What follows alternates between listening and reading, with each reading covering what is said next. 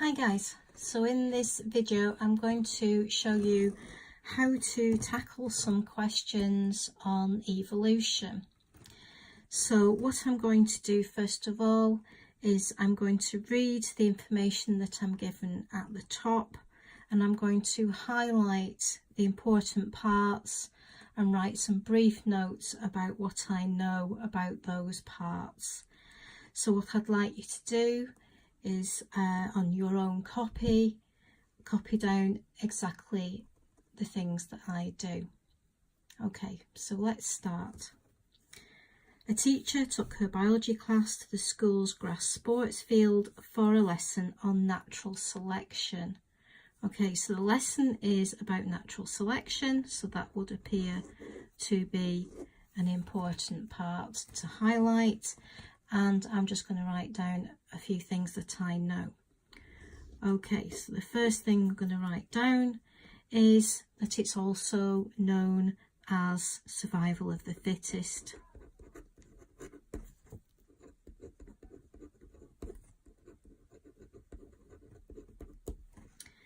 Okay, so what do I know about this process? Okay, so it starts with variation between individuals in a population.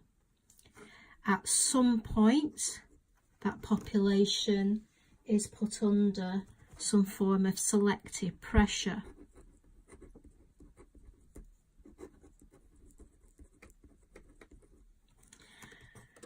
Some individuals will be better adapted to that selective pressure.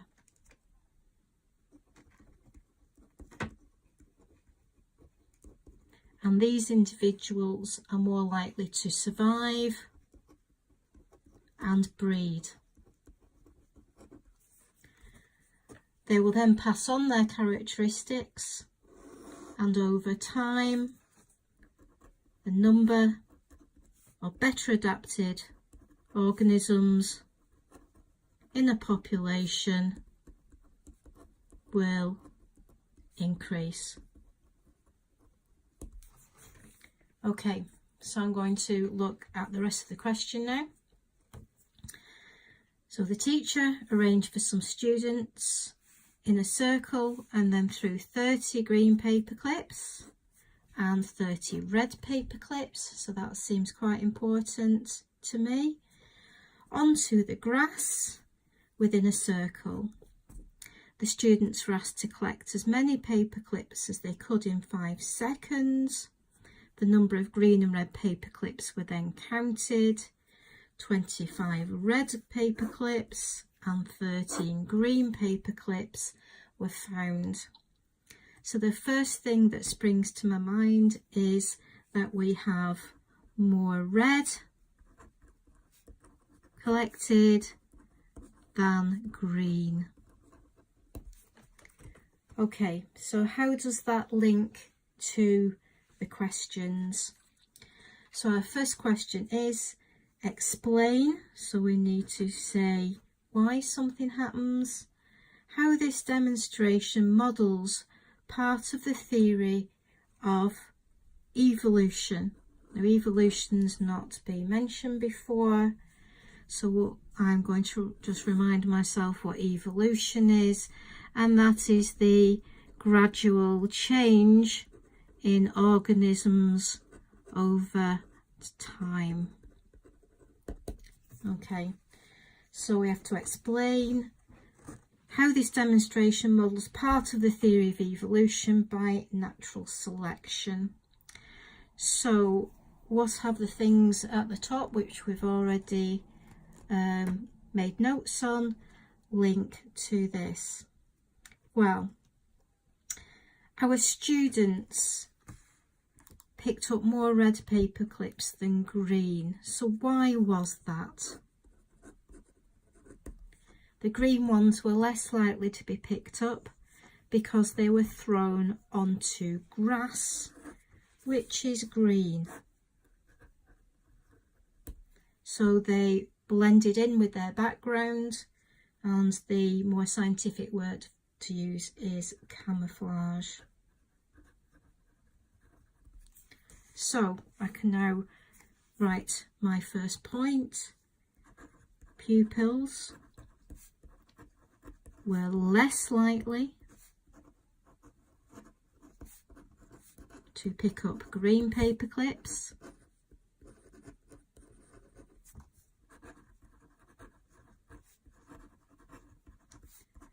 because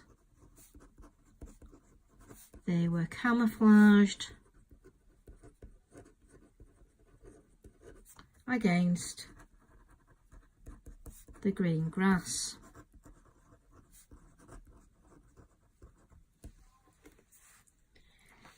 So we have shown what the model shows him as far as natural selection, but then we need to link it to actual natural selection.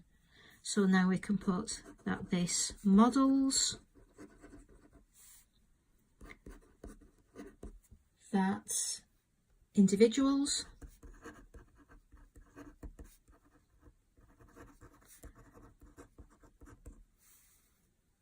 most adapted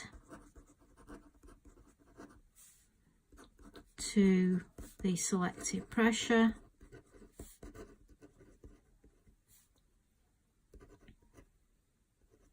in an environment are most likely to survive.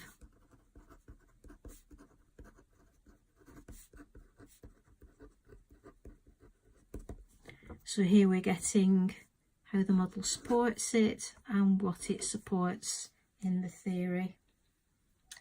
Okay, so if we move on to the next question, give 2 ways in which the demonstration does not fully model the theory of evolution. And if we refer back to the things we've written at the top, we have nothing to do with breeding, and we have no information about what it does to the population over time. So if we go back to our answer, the model doesn't show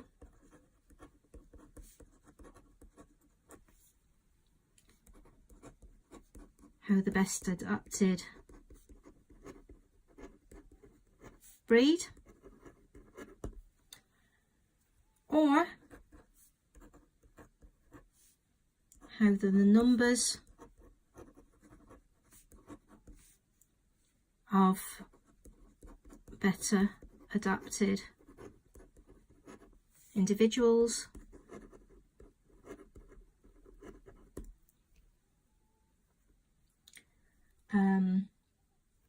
in a population will increase over time.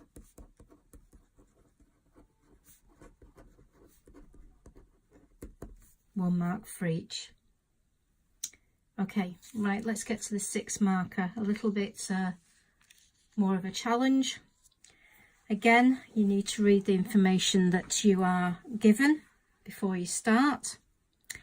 So here I have an Indian male peafowl, which is a peacock, has large colourful tail feathers that it uses to attract a female peahen. So I will first of all look at the word peacock, which is the male bird. We've got the peahen, that is the female bird, and the male attracts the female. Okay, so let's look at the question. Using Darwin's theory of evolution by natural selection, which we've already talked about, explain how peacocks evolved to develop large colourful tail feathers. So I'm talking about the males. Okay, so I'm going to go through my series of things that I know about natural selection. Now, they are written at the top of the sheet, but for the sake of the video, I'm just going to jot them down very quickly again. we have variation in our original population. We have some form of selective pressure. We have best adapted, survive and to breed.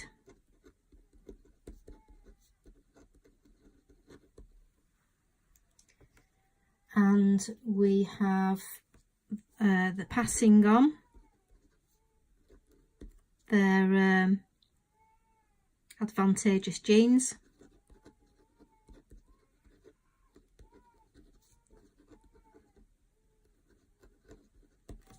And lastly, gradual change in number of better adapted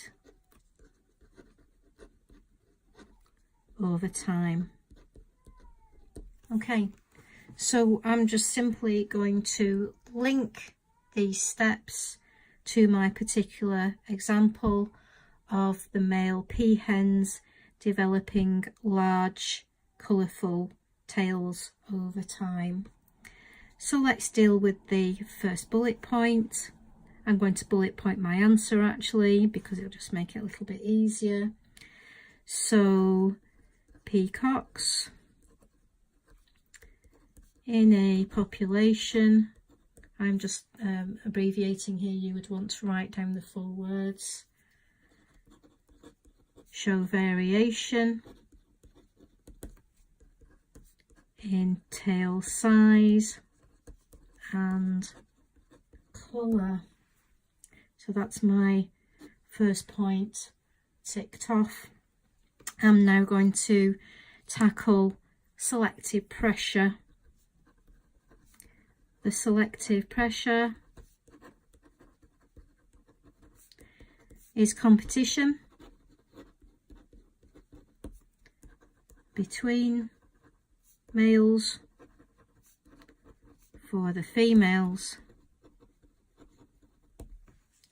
That's my selective pressure done.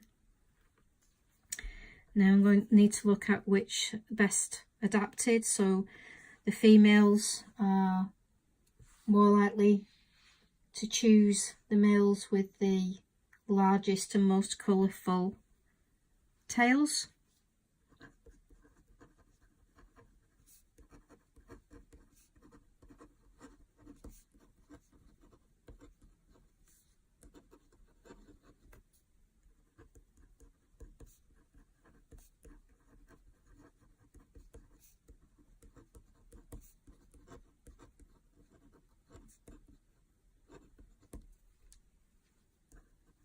And they're going to breed with them.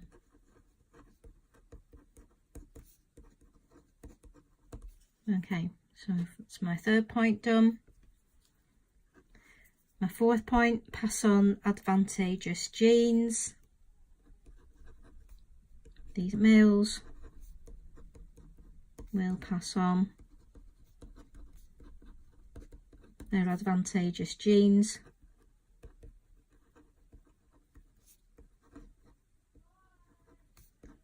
to their offspring. Okay, right, my last point is the gradual change in the number of better adapted individuals in the population over time. So my next point, over time, the number of peacocks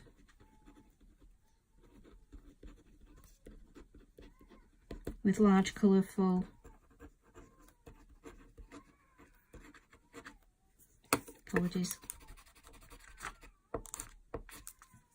large colourful feathers